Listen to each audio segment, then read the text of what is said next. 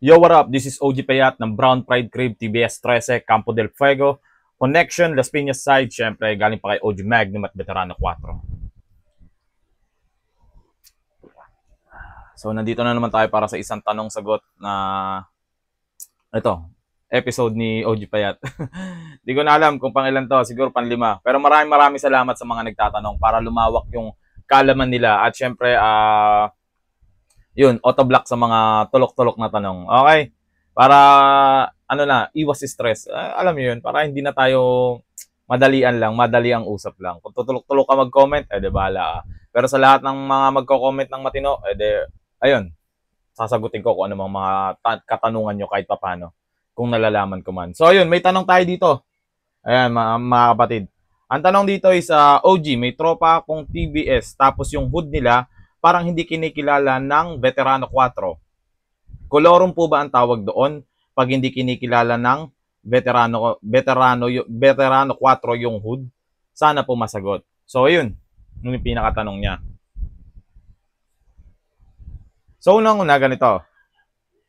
Ganito, kapatid, Kung hindi kinikilala ng Veterano 4 yung hood na yun, na sa kanya nagmula yun, ibig sabihin, kolorum nga yun. Literal yun. For sure yun. Kasi,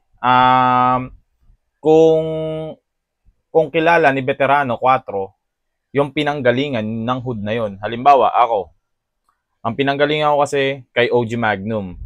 Then si OG Magnum is galing mismo kay Veterano 4. So pag tinanong nyo si Veterano 4 kung sino si OG Payat na galing kay OG Magnum, makikilala agad ni Veterano 4 kung sino si OG Magnum. Si Magnum, kilala ko yan.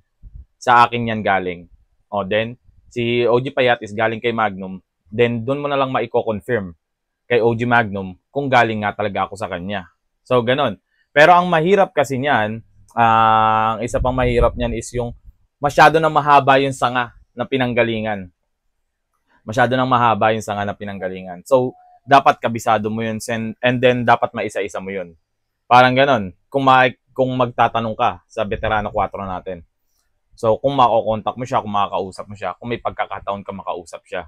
So, kailangan, halimbawa, kung itong OG na to is galing ba kanino, and then yung OG na yun is galing kanino, and then yung OG na yun is galing kanino, hanggang manggaling kay Veterano 4. Dapat alam mo yun, pag tinanong mo sa kanya. Kung sino yung, ang pinaka-ano kasi dyan, ang pinaka-confirmation na mangyayari is kung sino yung nanggaling kay Veterano 4.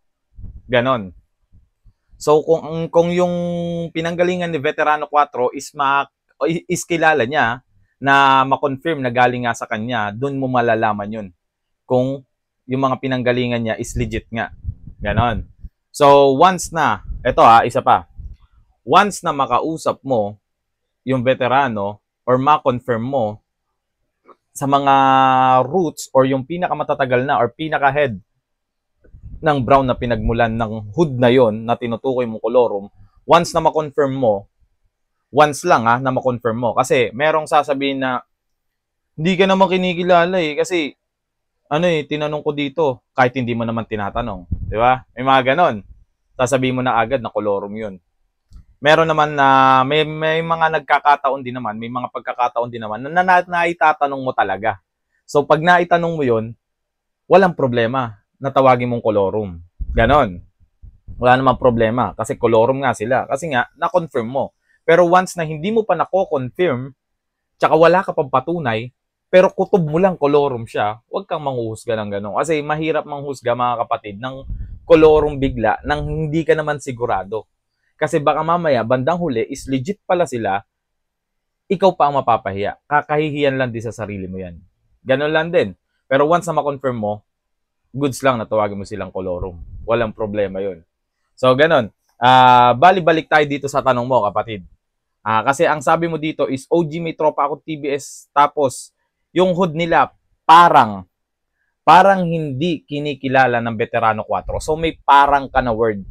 Yung parang na yun is malaking difference sa pag-confirm. So, yung parang na yun is katanungan lang din.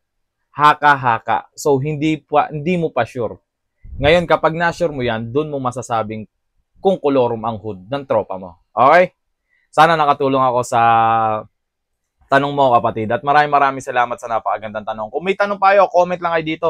Then malay nyo, may maisagot ako or may alam ako kahit papano. Maipayo ko sa inyo, mapayuhan ko kayo. So yun, maraming salamat. This is OG Payat ng Brown Pride Crib, TBS 13. Campo del Fuego Connection, Las Piñas side. Pero bago ang lahat, pasubscribe na muna ako sa YouTube channel ko, Tahanan Records. Tahanan as in bahay. Andyan lahat ng mga kanta namin at mga kung ano-ano pa ilalabas ko. Brown Pride Crib, TBS 13 sa Facebook naman. Okay? Maraming salamat. Now, peace. I'm out. Love you.